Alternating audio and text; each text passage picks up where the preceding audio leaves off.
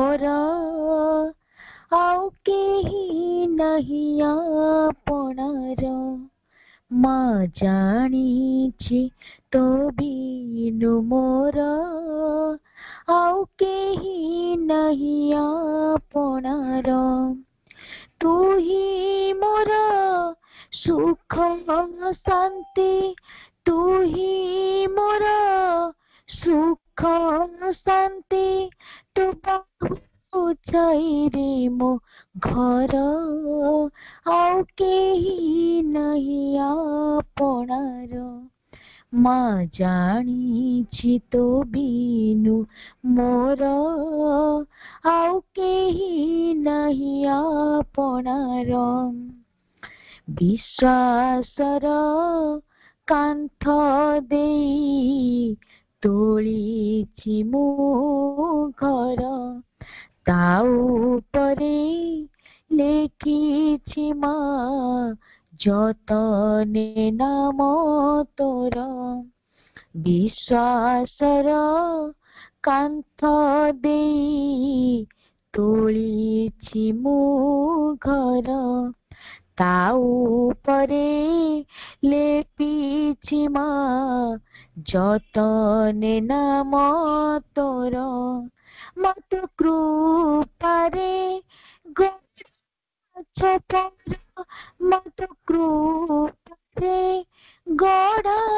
छपर नहीं झड़ बतासको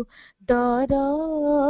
आउ केही नहीं आपणार माँ जानिछि तो बिनु मोर आउ केही नहीं आपणार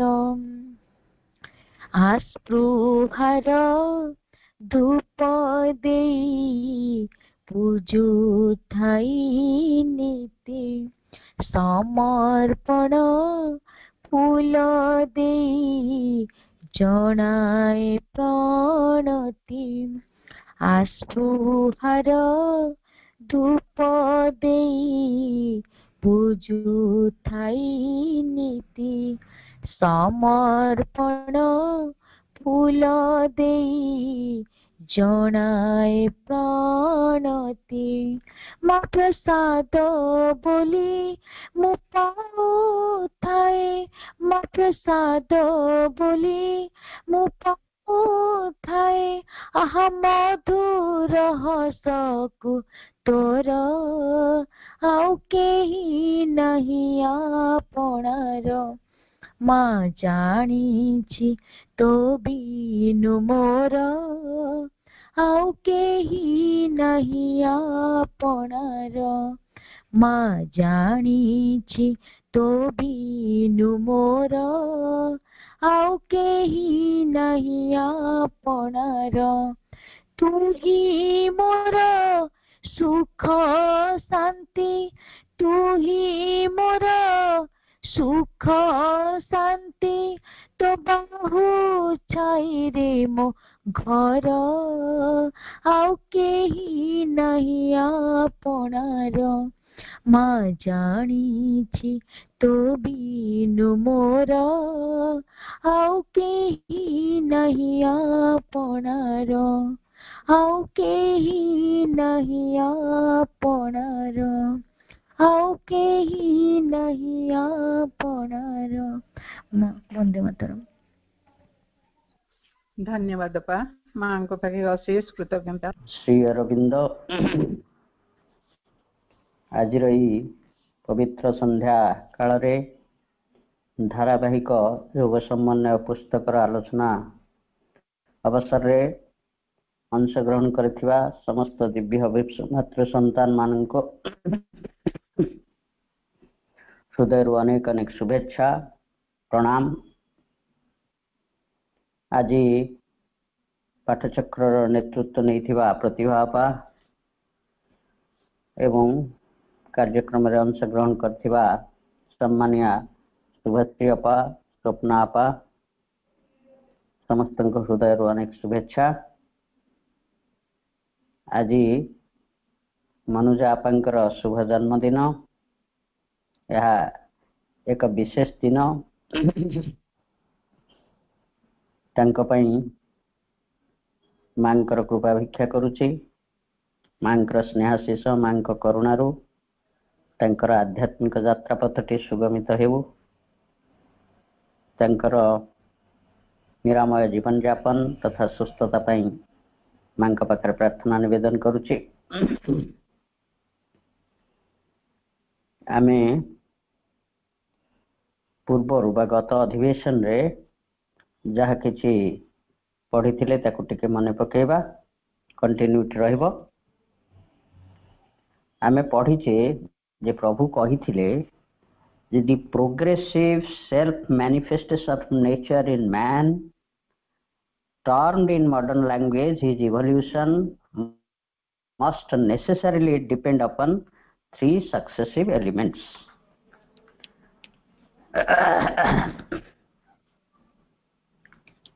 अर्थात मनीष भितर बा मनीष मध्य प्रकृतिर जो क्रम आरोहण धर्मी आत्म अभिव्यक्ति चली। प्रकृत रे एठी जे आरोहण करुची से होची नेचर कैपिटल एल विश्व प्रकृति ताहा ही आरोहण करुची। तार जो आरोहण धर्मी आत्म अभिव्यक्ति से निज को ही अभिव्यक्त करी चली। आत्म आरोहण क्रमटी को आधुनिक भाषा रे विवर्तन बोली कहा जाउची। जो विवर्तन टी चली ताहा परकु पर बा सक्सेसिवली तीनोटी एलिमेंट उपरे निर्भर करिवो। से तीनोटी कौन ना what which is already evolved जहा विवर्तित होई सारिछि। इटा होछि प्रथम। Which is presently in the stage of conscious evolution जहा वर्तमान सचेतन विवर्तन प्रक्रिया रे चालू रही। वर्तमान सचेतन विवर्तन प्रक्रिया रे चालू रही। एटी द्वितीय उपादान भाई वर्तमान जो कॉन्शियस इवोल्यूशन चली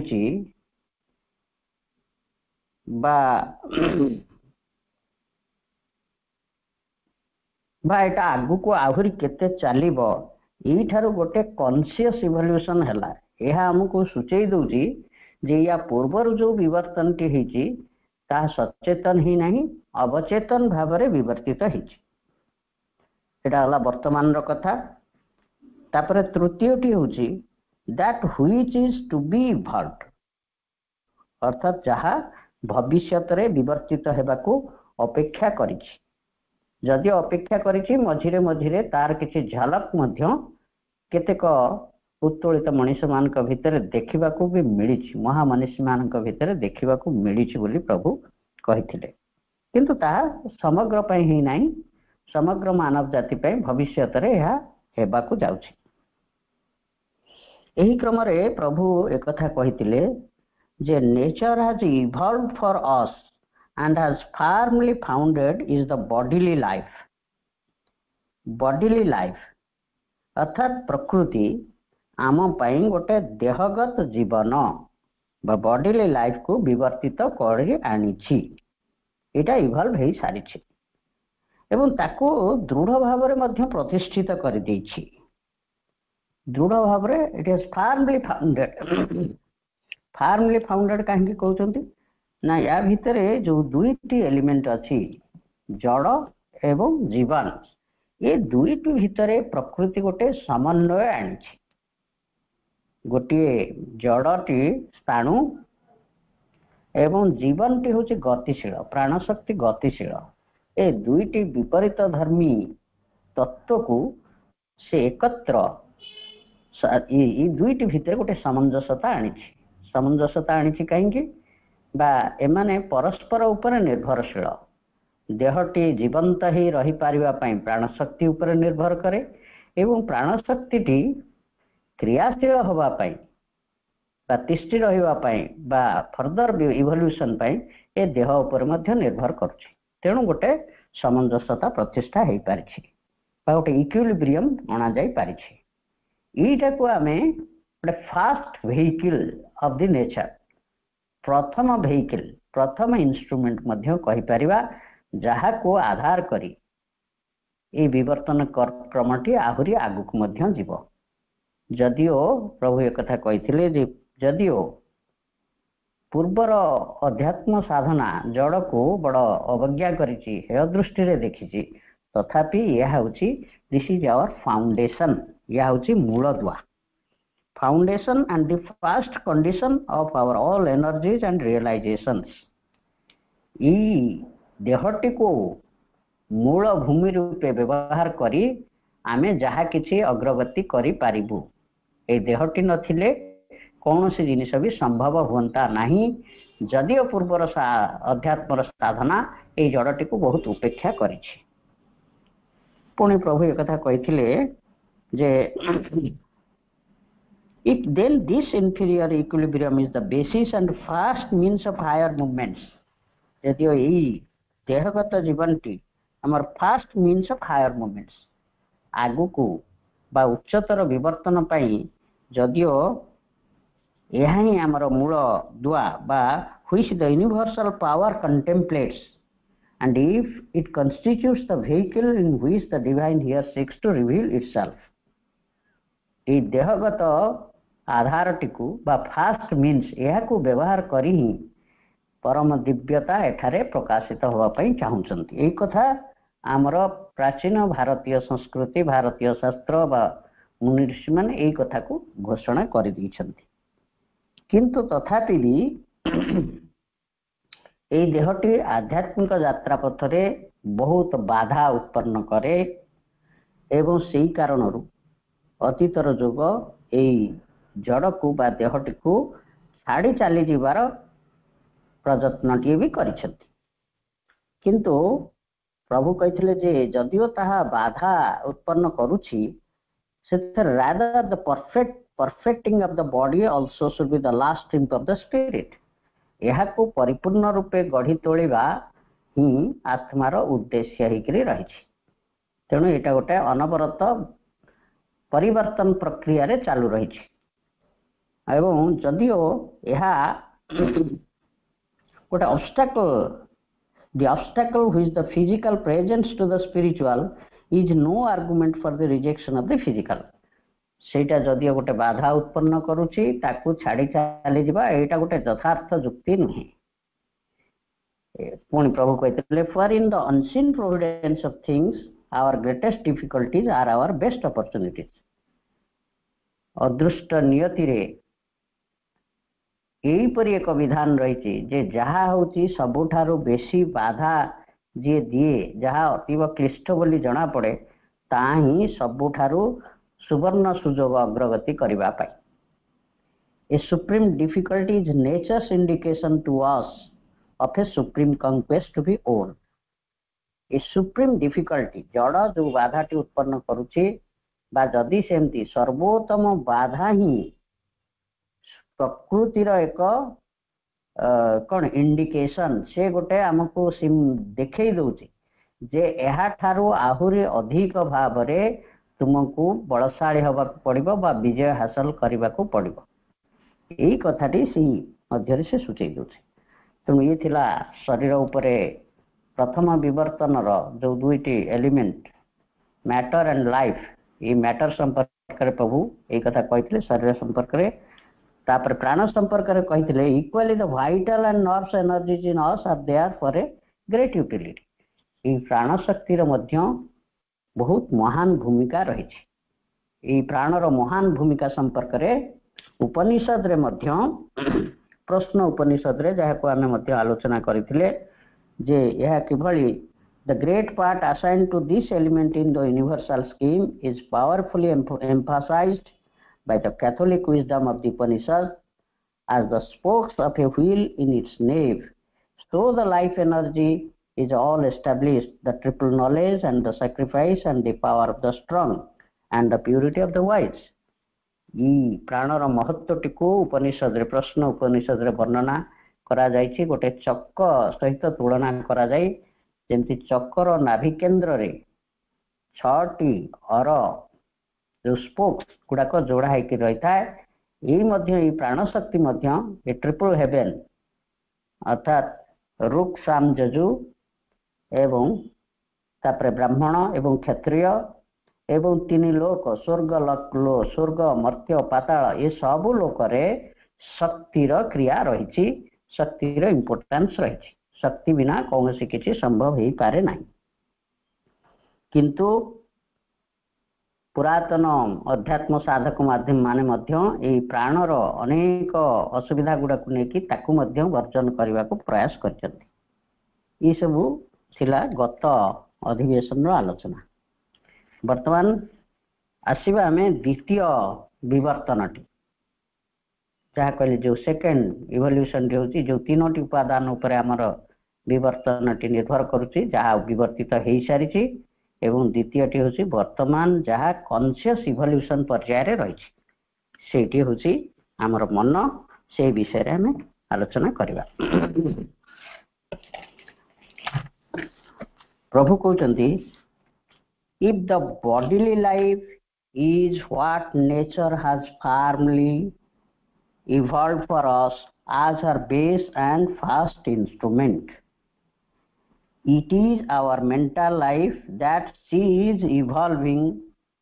as her immediate next aim and superior instrument. Bodily life is what nature has firmly evolved. ये जो मूल भूमि बा सर्वप्रथम इंस्ट्रूमेंट निमित्त बा जंत्र यहाँ हूँ सर्वप्रथम निमित्त बा जंत्र जहाँ को प्रकृति सुदृढ़ भाव विवर्तित करी आनी बा प्रकाशित करी आनी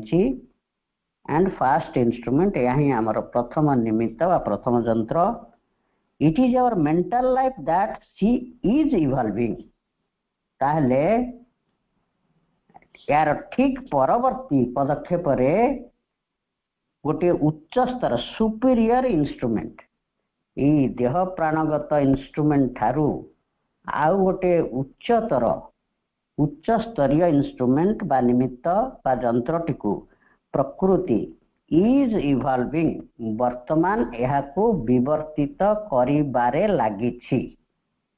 अर्थात मनर विवर्तनटी वर्तमान सुधा भी सरी नहीं यह गोटे सचेतन विवर्तन प्रक्रिया रे चालू रही। This is in her ordinary exaltation is the lofty preoccupying thought in her। वर्तमान आमर ये जो मनगत जीवनटी विवर्तित हेबारे लागिछि साधारण भूमि रे अर्थात देह प्राणगत जीवन भूमि रे एटी होछि गोटे उत्तोलित अवस्था वर्तमान जीवन गोटे मनोमय पर्याय को आसिला देह प्राणगत जीवन अपेक्षा एटा को उत्तोलित अवस्था बोली कहा जाउछि काईना एठु गोटे सचेतनता आसिला चेतनशीलता आरंभ हैला तेणु ये प्रकृतिर सर्वोच्च भावना हो रही is a lofty preoccupying thought देहगत जीवन भितरे मनोमय चेतनार विकास करवा यहाँ वर्तमान प्रकृतिर सबुठारु सर्वोच्च उत्तोलित भावना होकर रही।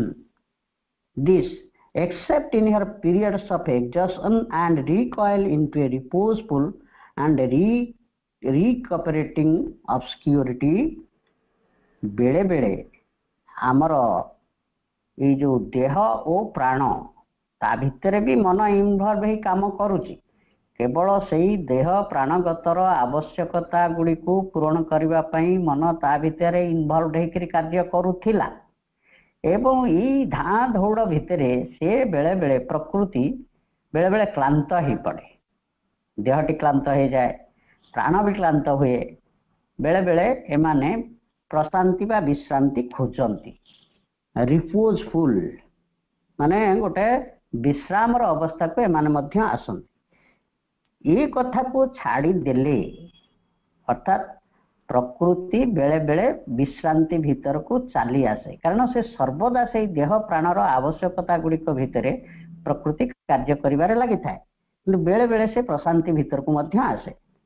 is her constant pursuit wherever she can get free from the trammels of her fast vital and physical realizations। ପୁଣି ବେଳେ ବେଳେ ପ୍ରକୃତି ଏଇ ଦେହ ପ୍ରାଣଗତ ଅନ୍ଧକାରଚ୍ଛନ୍ନତା ମଧ୍ୟରୁ ବା ତାର ସେଇ ଦେହ ପ୍ରାଣଗତ ଆବଶ୍ୟକତା ମଧ୍ୟରୁ ବେଳେ ବେଳେ ଏହା ଅନ୍ତରାଳକୁ ଅପସାରାଇ ଆଣେ, ବା ମନଟି ବେଳେ ବେଳେ ଏଇ ଦେହ ପ୍ରାଣଗତ ଆବଶ୍ୟକତା ଭିତରେ ଆବଦ୍ଧ ନ ରହି ଟିକେ ଟିକେ ପଛକୁ ଫେରି ଆସେ। କାହିଁକି ଫେରି ଆସେ ନା ପ୍ରଭୁ କହୁଛନ୍ତି ଯେ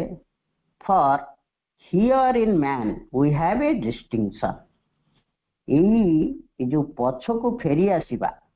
ଯୋଉ ଉଦ୍ଦେଶ୍ୟରେ ପଛକୁ ଫେରି ଆସେ, ସେଇଟା ହଉଛି ମଣିଷର ଗୋଟେ ବିଶେଷତ୍ୱ। ଏଇ କଥାଟିକୁ ଆମେ ଟିକେ ଭଲ ଭାବରେ ବୁଝିବା। ଏଇଠି କ'ଣ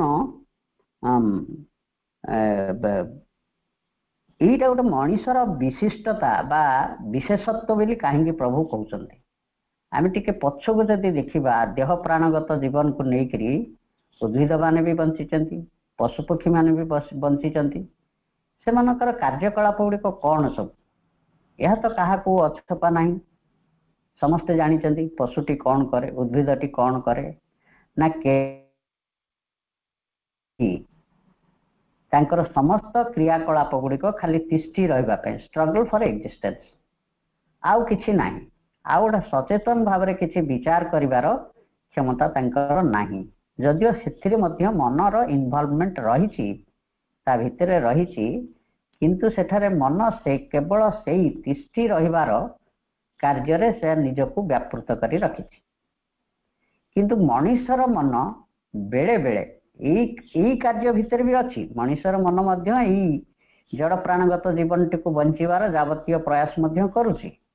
କିନ୍ତୁ ବେଳେ ବେଳେ ଏହା ତା ଦେହରୁ ନିଜକୁ ଅପସାରିତ କରି ନେଇଯାଏ। ଏଇଟା ହେଉଛି ତାର ବିଶେଷତ୍ୱ। ସେ କାହିଁକି ଅପସାରିତ କରିନିଏ ସେ କଥା ଆମେ ଆଗକୁ ପଢ଼ିବା। For here in man we have a distinction which is of the utmost importance। ଏହା ହିଁ ତାର ସବୁଠାରୁ ଅଧିକ, ଏଇ କାର୍ଯ୍ୟଟି ମନ ପାଇଁ ଗୋଟେ ଅଧିକ ଗୁରୁତ୍ୱପୂର୍ଣ୍ଣ ବିଷୟ, ବା ପ୍ରକୃତି ପାଇଁ ଏଇଟା ଗୋଟେ ଗୁରୁତ୍ୱପୂର୍ଣ୍ଣ ବିଷୟ ଯେ ମନ ତା ଭିତରୁ ମୁକ୍ତ ହେଇ ପାରୁଛି। He has in him not a single mentality। ମଣିଷ ଯେତେବେଳେ ବା ମନଟି ଯେତେବେଳେ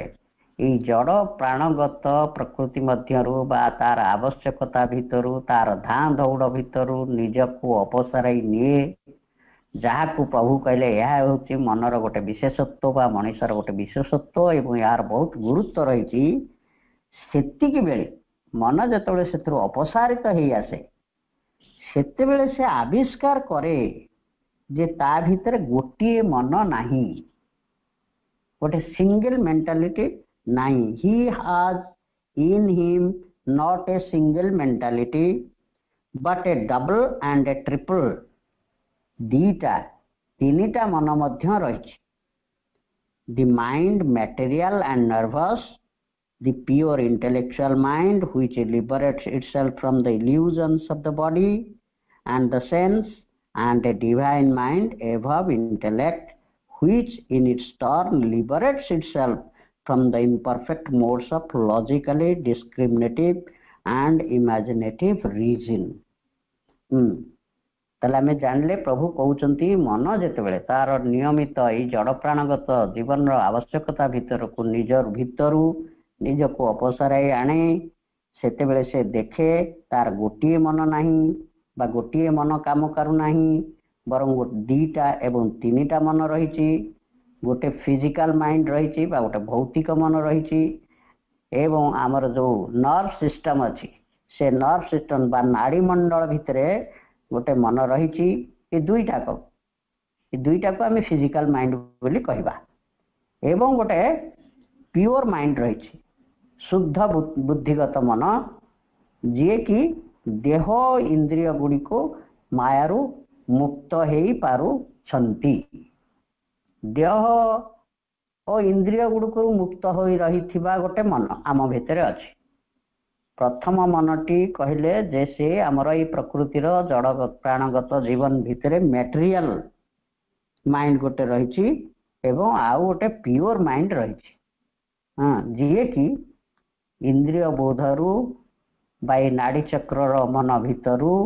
निजको मुक्त करी आणुथिबा मन या ऊपर से निर्भरशील ही रही नाही ये गोटे मन अच्छी तापर आउ गोटे मन ये जो प्योर माइंड होची इंटेलेक्चुअल माइंड बुद्धिगत मन बा लॉजिकल माइंड बा रीजनिंग माइंड यह को आमे मध्य विज्ञानमय चेतना बोली कहि परिबा कारण यह निर्भर करूना इंद्रियर इनफॉरमेशन ऊपर निर्भर करूना बा आम देहर प्राकृतिक अंश सहित से जोड़ी हो नाही ये भलिया गोटे मन रही एवं आउ गोटे मन रही कौन and the sense and a divine mind एभव intellect which in its turn liberates itself from the imperfect modes of the logical discriminative and imaginative reason आउ गोटे डिवाइन माइंड दिव्य मन रही जी कि लॉजिकल माइंड बा इंटेलेक्चुअल माइंड रो इम्परफेक्ट मोड्स अशुद्ध धारणा गुड़िक बा खंडित धारणा गुड़िक खंडित विचार गुड़िक मध्यरु आहुरी दिव्यतर ही रही ये गोटे माइंड भी रही आम भितर तापर ये जो तीन प्रकार मन कथा प्रभु कहले गोटे मटेरियल एंड नर्व्स माइंड आ गोटे इंटेलेक्चुअल माइंड एंड गोटे divine mind mind in man is fast imaged in life of the body प्रथम अवस्था रे मन mind in man is fast imaged in the life of the body ये जो देहगत जीवन भितरे जो मनटी काम करुची से ता भितर गोटा मिसी मासिक फेंटा फेंटी होकर रही ताको डिस्क्रिमिनेट करहब नहीं आपण देखंतु आम देहरे जेते क्रियाकलाप चली शरीर भितरे जदि मेडिकल साइंस के नबा मेडिकल साइंस कहूचे आम भितरे 10टी विभाग रही जमती डाइजेस्टिव सिस्टम रही ब्लड सर्कुलेशन सिस्टम रही नर्व सिस्टम रही एमती आहरी मु तो विज्ञान छात्र नुहे ये अनेक विभाग आम भितर रही विभाग क्रियाकलाप गुड़िक किभली भाव में संचालित होउची ना ता भीतर गोटे माइंड एलिमेंट अच्छी गोटे मन अच्छी नर्व सिस्टम भितर गोटे मन भी अच्छी जो जो मन ये कार्यकलाप गुड़िक सुचारू रूपे परिचालित करुछि एवं तार से भितर देहगत जीवन भितर यह बुड्डिकी रही जहाँ बाहर को किसी जना पड़िबो नाही एवं से मनर कार्य केवल सेतिके भितर सीमित से गुड़िक भितर सीमित आउ किसी अन्यान्य कार्य तार नाही तेणु से प्रभु कहले mind in man is fast imaged in life of the body wherein the plant is entirely involved and in animals always imprisoned यही भलिया मन जे कि देहगत जीवन सहित युक्त हो रही सेठी मध्य आमे उद्भिद और पशुपक्षी भितर देखा पाइबा उद्भिदर से कार्य चली उद्भिदटी मध्य माटीरू जल आहरण करे सूर्य किरण आहर बा उताप आहरण करुची वायु ग्रहण करुची ये सबू को ग्रहण करी से केवल तिष्ठि रही उद्भिदटी ता जीवन को बंचई रखापी प्रकृति यही गोटे व्यवस्था करिछि एवं ता भितर गोटे मन रही जी सब कार्य को परिचालित करुछि सीता को प्रभु कहउचंती where in plant it is entirely involve ही रही अंतर्गुढ़ ही रही ता भीतर गोटे मन जे काम करुछि आमको जना पड़िबनी बाहर को जना पड़िबनी इनवॉल्व पूरा पूरी ता भीतर बुड्डिकी रही अंतर्गुढ़ रही and in animals always imprisoned किंतु पशु भीतर भी मन भी काम करुछि किंतु इम्प्रिजन्ड बंदी होकर रही पशुटी कौन करुछि पशु कौन खाली खाली से तिष्ठि रही खाली खाद्य ग्रहण कर उद्भिद भाया ता भीतर मनर फंक्शन आउ टिके अधिकार रही अर्थात सी से कौन निजर आत्मरक्षा चेष्टा करि जदि धरा जाऊ मनकर गोटे कुकुरटे आसला आमे ताकू बाड़ी धरी गोड़े जावा सी कौन दौड़ी पड़ेब कहीं दौड़ी पलाऊँ ना सी मन तार अच्छी से विचार करि पारुछि जे मते किसी विपद आसला मो निजक आत्मरक्षा करी। प्रत्येक पशु मध्य प्रकृतिर जेते जेते ताड़ना रही बात्या ये बन्या ये सबू पशु माने भी ताधरे अफेक्टेड होउचंदी किंतु से भी किसी चेष्टा करती ता भितर आत्मरक्षा करने एवं पशु मध्य तार जो आयतन भितर से बंचुची सेठर मध्य अन्य स्थान को जाई तार खाद्य अन्वेषण करि पारुची। उद्भिदटी जाई परिबनी जोटी अच्छे से फार्मली रही अन्य कुआडे जाई परिबनी किंतु पशु अन्य आड़ को जाई परिबो तार मनटी अच्छी बोली से एते सब कार्य करि पारुची किंतु से अधिक अधिक प्रभावशाली मनटी ता भितर नाही खंडित इम्प्रेजेंट बंदी होकर रही बा ता मनटी टिके सीमित तथापि उद्भिद ठारू पशुर मन टिके उन्नत से आम देखा पाऊँ पशु देह इंद्रिय माने रही ब्रेन रही उद्भिद पाखे इंद्रिय माने जदि अच्छा ब्रेन भी अच्छी तार सेटा इनवॉल्व प्रभु कहले प्लांट भितर सेटा इनवॉल्व किंतु जदि तार उद्भिद भितर इंद्रिय न था जमती आम गोटे लाजकुड़ी लटा को छुईदेले स्पर्श कले से बंद हो जाऊँ कहीं बंद हो जाऊँ ना से सेंसिंग करि पारुछि जे मते कहीं जने छुई पारुछि छुई दउछि बोले अर्थात तार गोटे इनवॉल्व सेंस रही इंद्रिय तार ता भीतर गोटे इंद्रिय वृत्ति रही बाहर को सेटा जना पड़ूना तार इंद्रिय अच्छी बोली किंबा जितेबले कई उद्भिद को आघात करुच्ची ता भीतर बा गछटा को हाणीदेले ता भीतर क्षीर बाहरी पड़ुची से सेंसिंग करि पारुछि कष्टटा को सेंसिंग करि पारुछि एवं से ता भीतर क्षीर कहती गछटा कांदुची ये सब कहीं हुए ना ता भीतर सेंस ऑर्गन अच्छी किंतु इनवॉल्व होके अच्छी किंतु पशु भितर इंद्रिय गुड़ाक टिके सुस्पष्ट हो आसिले ब्रेन टी भी अच्छी तार भी चिंता सामर्थ्य आसिले किंतु से भी सेठी इनवॉल्व नुहे बट इम्प्रेजेंट प्रभु एक कथा कहले कौड़ा गला plant is entirely involved and in animals always इम्प्रेजेंट it accepts this life as not only the first but the whole condition of its activities and serves its needs as if they were the entire aim of existence। ताले प्राणी बा उद्भिद मानकरे विशेष करी प्राणी मानकरे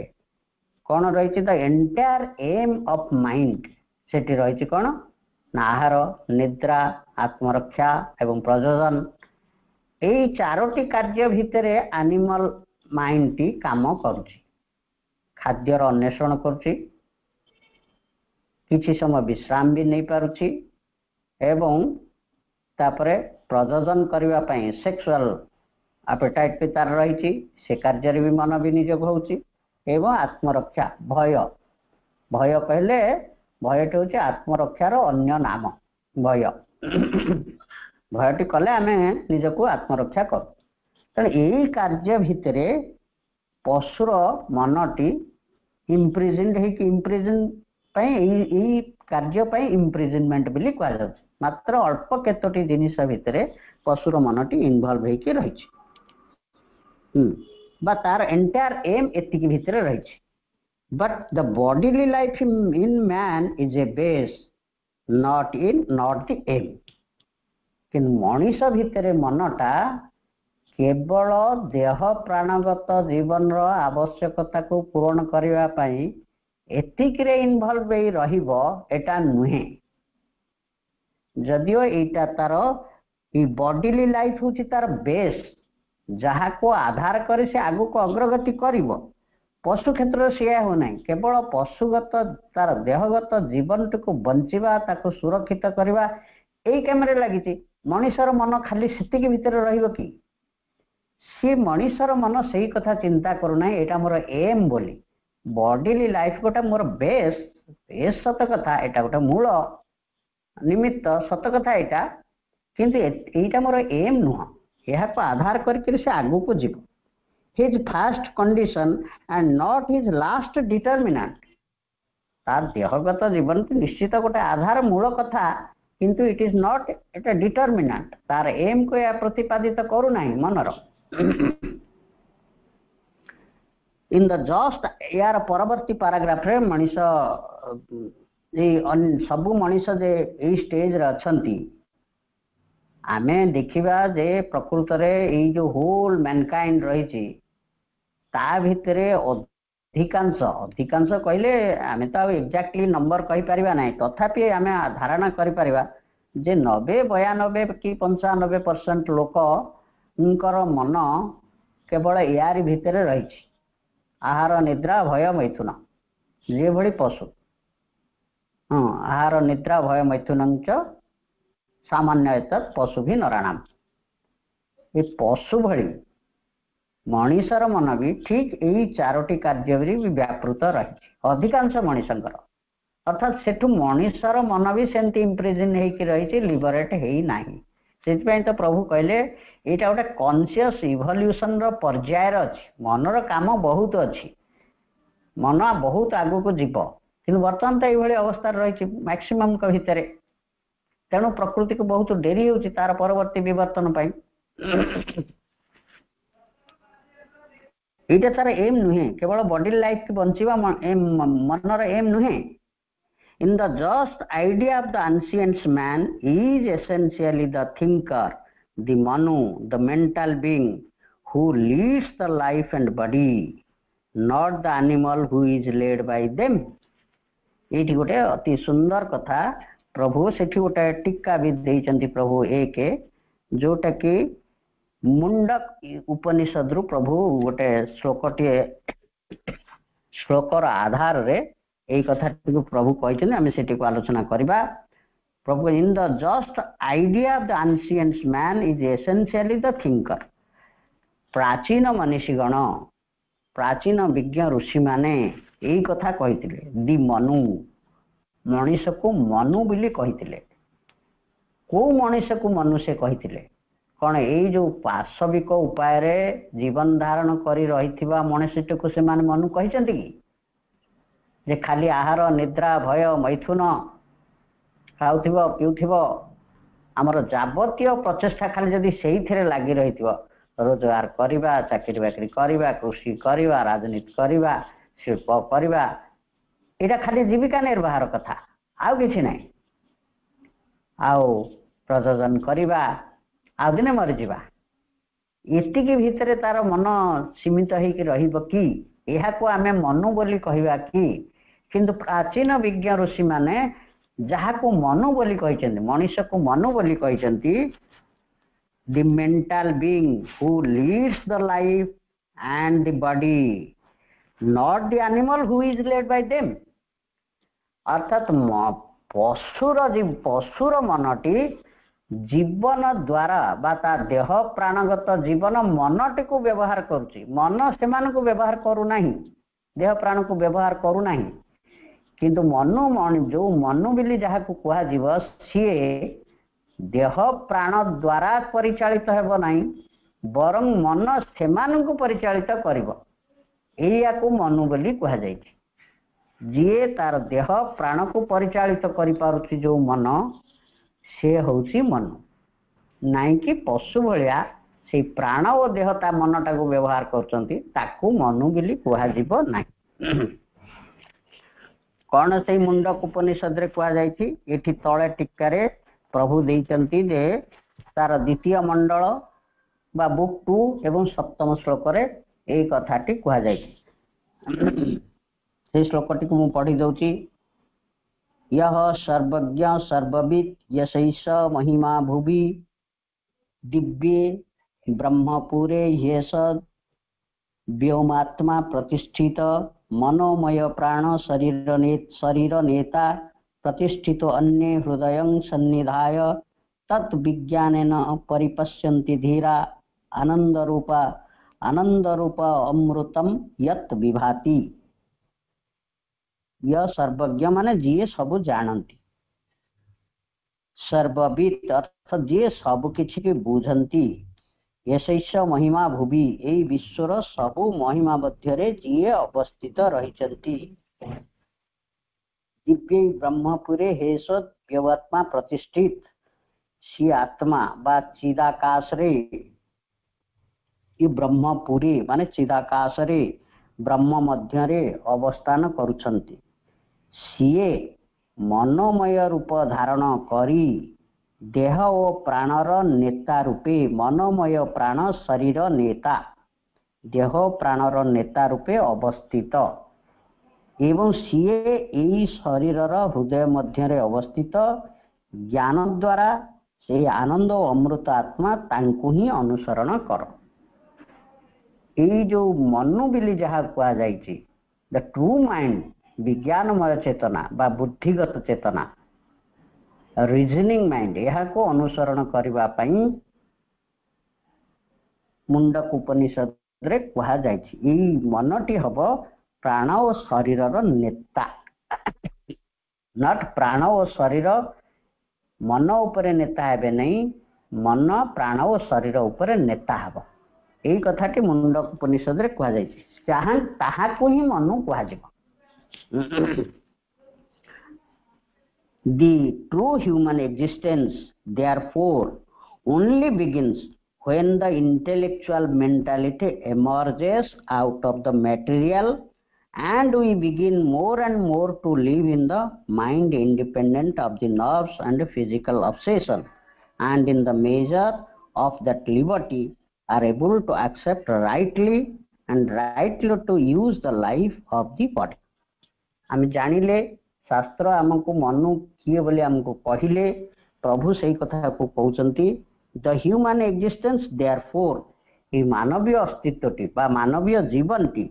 only begins when the intellectual mentality emerges जेतेबेले तार ए बुद्धिगत मनटी emerges out of the material ए जो जड़ प्राणगत जीवन भितरु जेउ मनटी मुक्त होई पारिछि ए कथाटी को कौन केमती आमे बुझेबा बा बुझीबा इंटेलेक्चुअल माइंड होची ताहा जहा जड़ प्राणगत जीवन रु मुक्त आमे कहबा हमर तो समस्त गोटा समस्त बहुत इंटेलेक्चुअल अछंती सब आमे इंटेलेक्चुअल काहा को भाबुचु ना जो माने टिके अधिक पाठ साठ पढिचंती सेही माने को इंटेलेक्चुअल बिली कहउछु किंतु शास्त्र माने ए कथा कहउनांती से इंटेलेक्चुअल बिली इंद्रियगत तथ्यरु बा इंद्रिय माने दौथिबा तथ्यरु जो मन निजको मुक्त रखी पारुछि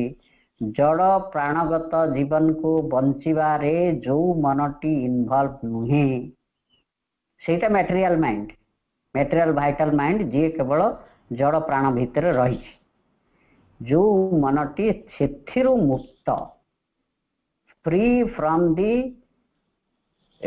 कौन सेंसुअल इन्फ्लुएंसेस इंद्रियगत तथ्यरु जी निजको मुक्त रखी पारिछि ताहाको इंटेलेक्चुअल माइंड बोली कहा जाउछि रीजनिंग माइंड बोली कहा जाउछि बा विज्ञानमय चेतना बोली कहा जाउछि आमे ए कथा प्रभुंकर जो थॉट्स एंड अफोरिज्म रो गोटे उदाहरण नै कर बुझ पारबा जे सूर्यटी पृथ्वी चारिपटे बुलुछि यह आम इंद्रिय पई सत्य किंतु यही कथाटा को रीजनिंग माइंड इंटेलेक्चुअल माइंड ग्रहण करे नहीं रीजनिंग माइंड कहूछि जे पृथ्वी सूर्य चारिपटे बुलुछि जदि से इंद्रियगत सत्य को इंद्रियगत तथ्य गुड़ी को सत्य बोली मानि थांता मन ताले ए कथा बाई तथ्य देई न थांते जे पृथ्वीटी सूर्य चारिपटे बुलुछि तार विभिन्न उदाहरण देकर मध्य हमको विज्ञान बुझे दीची ठीक जमती आमे ट्रेन रे गला बेले आमे देखु जे आम ट्रेन ता चालू नहीं ट्रेन लाइन कड़े थिबा घर गछ से मान सब चलुचंती किंतु आमर बुद्धिगत मन से याको स्वीकार करे नहीं एटा इंद्रिय पय सत्य ही पारे किंतु आम रीजनिंग माइंड पय यह सत्य नहीं रीजनिंग माइंड टा इंद्रियगत तथ्य ठारू निजको मुक्त रखी पारुछि बोली विचार करी पारुछि एई भଳି एक मन तले आमे कहबा आमे तो एगुरा सब जानिछु आमर बुद्धिगत ताहले आमे बुद्धिमान मनीष ने केते केते बेले आमे बुद्धिमान मनीष चिंता करंतु आमर जदि दिन राति 24 घंटा मनटी आमर केवल एक्जिस्टेंस उपरे आमे केमती खाइबा बंचिबा रोजगार करिबा आउ जीवन टी को बहुत गुड़े कौन एक्वायर करी पावर पोजिशन आनिबा ये सब भितर जदि मन इनवॉल्व होकर रहिला याको आमे इंटेलेक्चुअल माइंड कहि परिबा कि कहि परिबा नाही एतिकी भितर सीमित हो रही मन को आमे केबे मनु बिली कहि परिबा नाही mentality emerges out of the material and we begin more and more to live in the mind independent पूरा मुक्त होकर रही cartoon nerves and physical obsession of the measure of the liberty are able to accept and rightly to use the life of the body ताले a mind intellectual mind देह और प्राण को व्यवहार करि परिबो फॉर इट्स हायर फ्लाइट ऊर्ध अवस्था को जीवाई देह प्राण को व्यवहार करें नाई कि देह प्राण मन को व्यवहार करेंगे ई सेंस रे प्रभु यही कथाटी कहते शास्त्र उदाहरण देकर for freedom and not a skilful subjection is the true means of mastery मन जदि तारी सब्जेक्शन रे अच्छी देह और प्राणगत आवश्यकतार अधीन रे जदि मन काम करुचे यह मुक्त मन नुहे एटा गोटा फ्रीडम नुहे मनर फ्रीडम यह नुहे मन से मुक्त जिते से भितर से बाहरी आसी for freedom and not a skilful subjection तापर प्रभु कहते free not a compulsory acceptance of the conditions the enlarged and sublimated conditions of physical being is the high human ideal एही जीवन को आहुरी किभली एक उच्चतर अवस्था को नहीं जाई हबो बा आर गोटा अपलिफ्टेड कंडीशन को देह प्राण को नहीं जाई पारिबो ई कथाटी जो मन चिंता करि पारे सेही मन होची द ट्रू माइंड बा इंटेलेक्चुअल माइंड बा रीजनिंग माइंड बा विज्ञानमय चेतना प्रभु हमको ई कथाटी ई पाराटी रे कहि दे ता परवर्ती पैराग्राफ रे पुणी यही कथा को आहुरी स्पष्ट भाव में आम आलोचना करवा जे सबू मनीष मान भीतर प्रकृत में को मनटी क्या पाखे केते परिमाण रे काम करुच्ची को मनीष को मन कह आहुरी विस्तृत भाव में परवर्ती पैराग्राफ रे आलोचना होती आम आज ये आलोचना को रखा परवर्ती अधिवेशन से कथाटी को आलोचना करवा आलोचनाटी को माँ और प्रभु पाद पद्म निवेदन करी रहुची समस्त को वंदे मातरम अनेक अनेक शुभेच्छा एवं मनुजा आपन को आउ थे वन फेथ वंदे मातरम।